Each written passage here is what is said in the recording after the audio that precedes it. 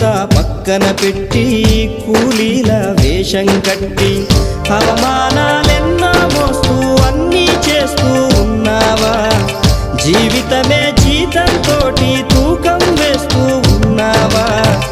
ఎండమావి నీళ్ళ కోసం ఎడారిలోన వెదికావా? ముళ్ళ దారిలోన నువ్వు గాయమయ్యి నిలిచావా?